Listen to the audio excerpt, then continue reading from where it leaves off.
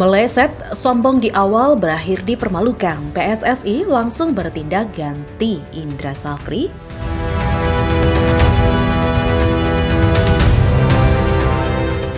Timnas Indonesia mengalami nasib apes saat tampil menghadapi Iran pada hasil Piala Asia U20 2025 Kamis 13 Februari di Shenzhen Yacht Football Stadium, China.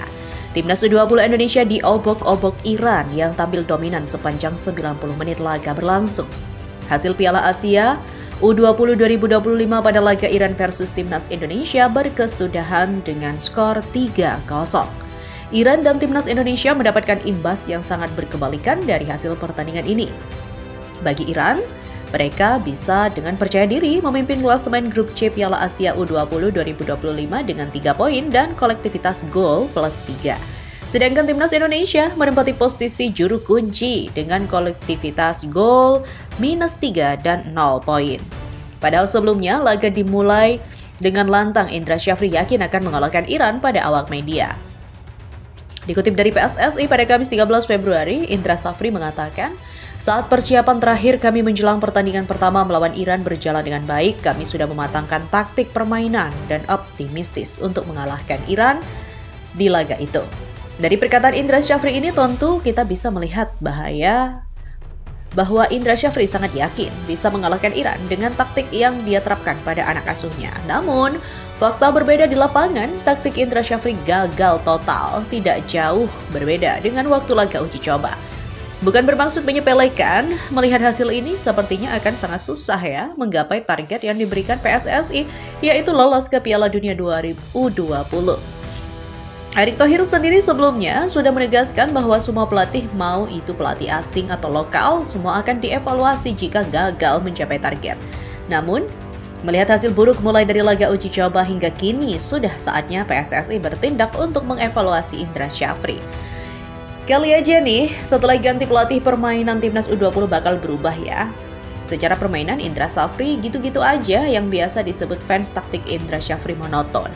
Sebelum pertandingan, Indra Safri sempat menegaskan bahwa laga melawan Iran bukan sekedar pertandingan biasa, melainkan juga menyangkut harga diri bangsa. Namun, di lapangan, Timnas U20 justru tampil di bawah ekspektasi. Komentar pedas pun membanjiri Twitter, di antaranya, permainan ya gitu-gitu aja, emang filosofi Indra Safri emang cukup lawan yang selevel secara taktik ya, fight back matchday 2 aja sih. Timnas U20 0, Iran 3, di bawah Indra Safri atau Safriola dengan visi panjang menghabiskan uang rakyat, ternyata hasilnya hancur lebur, miskin taktik dan strategi. Hasil ini memperpanjang rekor buruk Indonesia melawan Iran di level U20. Dalam beberapa dekade terakhir, Garuda Muda belum pernah meraih kemenangan atas Iran dalam ajang resmi. Dengan kekalahan ini, tekanan terhadap Indra Safri semakin besar, terutama mengingat ekspektasi tinggi publik terhadap performa Timnas di Piala Asia U20 2025. Laga selanjutnya wajib bangkit versus Uzbekistan. Indonesia akan menghadapi ujian berat di pertandingan berikutnya melawan Uzbekistan pada Minggu 16 Februari. Uzbekistan dikenal sebagai salah satu kekuatan besar di Asia, sehingga laga ini akan menjadi tantangan besar bagi Indra Safri dan anak asuhnya. Selain Uzbekistan, Indonesia juga masih akan bertemu Yaman di laga terakhir fase grup. Jika ingin menjaga asa lolos ke babak selanjutnya, Garuda Muda wajib meraih poin di laga-laga tersisa. Apakah Timnas U20 mampu bangkit atau justru tren negatif ini akan terus berlanjut? Kini, semua mata tertuju pada perjuangan mereka di matchday berikutnya.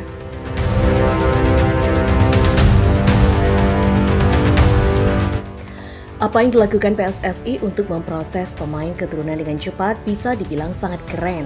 Ya, di saat tetangga sebelah butuh satu purnama hanya untuk jadi lelucon, terutama di negara Belanda, Indonesia cuma butuh waktu kurang lebih 2 bulan untuk menyelesaikan segala proses naturalisasi pemain keturunan baru. Dan memang, sebelum ini pun PSSI terbilang gercep dalam melakukan proses naturalisasi demi tujuan menciptakan tim nasional yang kuat. Meskipun begitu, masih ada beberapa posisi yang dirasa masih kurang. Maka dari itu, mudah-mudahan aja ya, ada proses satu kiper dan satu striker serta Hairul Yadawal juga bisa dilakukan dengan cepat. Barulah setelah itu mungkin nama-nama selanjutnya bisa gantian diproses. Nah, melihat hal itu, diketahui media-media di Italia justru menganggap apa yang dilakukan PSSI hanya mencerminkan betapa lemahnya potensi pemain lokal binaan dalam negeri. Sesuatu yang kemudian diketahui membuat Jay Itzes merasa tersindir. Di satu sisi, ada kabar menarik manakala media-media di Belanda mengatakan kalau dalam waktu dekat PSSI akan ketambahan setidaknya 4 pemain untuk bisa dinaturalisasi. Jelas kalau itu benar, maka boleh jadi di bulan Juni nanti kita akan melihat komposisi Timnas Indonesia dengan versi yang lebih upgrade. Di tengah gemerlap pujian yang menyelimuti Timnas Indonesia, PSSI diketahui masih akan coba untuk mempercepat proses 3 nama lagi setelah oleh Romeni untuk keperluan Timnas Senior, di mana 3 nama itu diprediksi adalah Hairo, Mauro, dan Emil Audero. Tentu kalau berhasil ketiga nama itu sukses dinaturalisasi tepat waktu, maka peluang untuk meraih 6 poin atas Australia serta Bahrain jadi lebih terbuka. Apalagi menurut kabar terbaru sebagaimana dikutip dari football.indonesia, Australia kemungkinan besar akan tampil melawan Indonesia tanpa 7 pilar utama lantaran cedera. Ya tentu saja, berkaca pada sikon yang ada, harusnya ini menjadi keuntungan besar untuk Indonesia. Meskipun di timnas sendiri, 2 pemain yakni Ragnar Uratmangun dan juga Justin Hubner harus absen di laga versus Australia karena akumulasi kartu. Namun absennya mereka berdua sejatinya masih bisa tercover pemain lain. Sementara itu, melihat langkah masif yang dilakukan PSSI membuat media-media Italia justru menganggap apa yang dilakukan PSSI hanya mencerminkan betapa lemahnya potensi pemain lokal binaan dalam negeri. Meskipun begitu, sebagaimana dikutip dari Tutto Mercato, kalau apa yang dilakukan PSSI termasuk menunjuk Patrick Kluivert sebagai pelatih baru, semua dilakukan demi lolos ke Piala Dunia. Nah, di satu sisi Jay Itzes sendiri diketahui merasa nggak terima. Dikutip dari Gigles.nl, potensi yang dimiliki Indonesia sangatlah banyak, hanya saja di waktu yang sekaranglah semua sistemnya mulai diperbaiki. Lagi pula menurut Jay, para pemain yang dinaturalisasi memiliki kecintaan luar biasa untuk Indonesia, walaupun secara fakta para pemain yang ada lahir dan tumbuh besar di luar negeri. Secara garis besar, semua pemain berkualitas dan aku lihat di semua pemain timnas seperti Rido misalnya, dia defender yang sangat bagus. Dia seorang pemimpin juga di belakang. Jadi aku sangat menikmati bermain bersama dia. Aku senang melihat mereka bermain. Mereka pemain yang bisa bermain sepak bola dan berani bermain di antara lini. Mereka mempunyai kualitas skill juga. Asnawi, dia sudah termasuk pemain yang lama di tim ini dan juga bermain di luar Indonesia juga. Menurutku Hernando juga kiper yang sangat bagus. Aku bisa menyebut lebih banyak pemain, tetapi mereka pertama datang di pikiran. Tentu saja ini adalah negara yang sangat besar dengan 270 juta orang tinggal di sana. Tapi ini bukanlah negara sepak bola yang besar. Misalnya saja belum pernah ikut Piala Dunia, tapi menurut saya timnas Indonesia sedang naik daun. Semakin banyak pemain seperti saya yang merupakan warga Indonesia namun juga bisa bermain untuk negara lain pindah ke sana. Hal ini bisa menimbulkan reaksi berantai, seperti yang terjadi di Maroko beberapa tahun lalu. Mereka akhirnya mencapai semifinal di Piala Dunia. Impian saya adalah bermain untuk Indonesia di Piala Dunia, tegas Kapten Timnas Indonesia itu.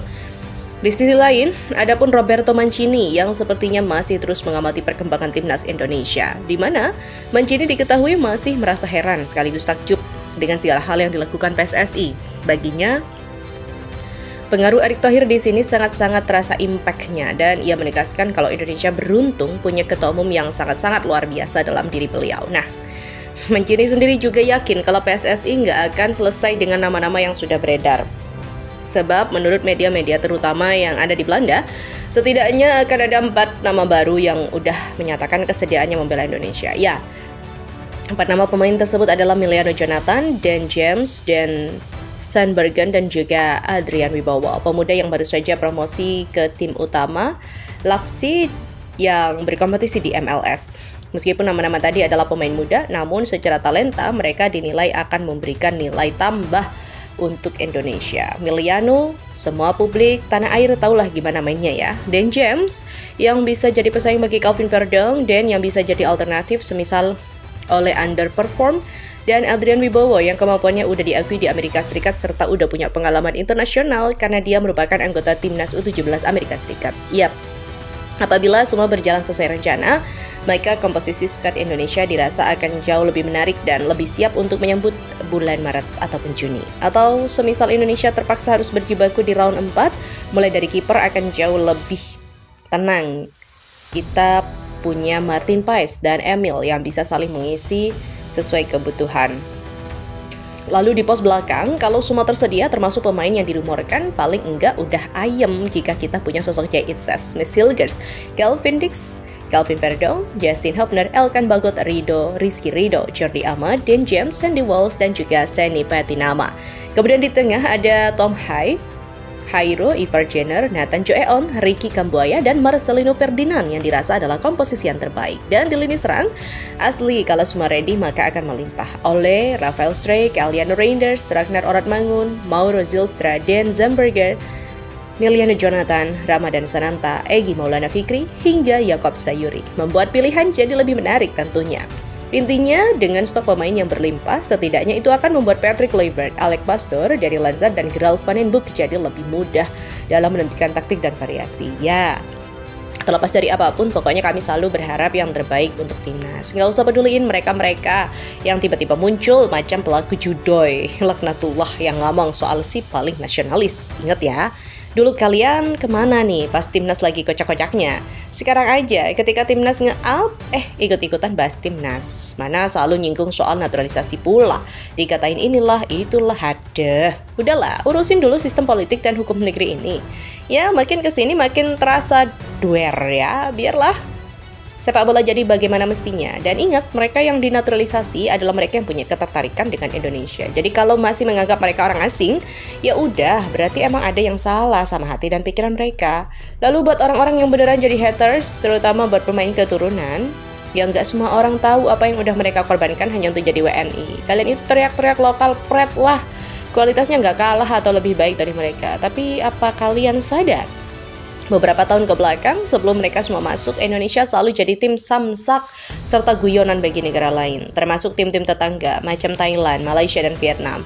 Dan selalu dianggap lumbung gol ketika main di level Asia. Jadi apa yang bisa dibanggakan dari semua masa lalu yang kelam itu? Kebantai 10-0 sama Bahrain, kalah 4-0 dari Filipina, hancur lebur di round 2 kualifikasi Piala Dunia 2022, yang ketika itu bahkan dihajar kanan kiri sama Malaysia, Thailand, dan Vietnam.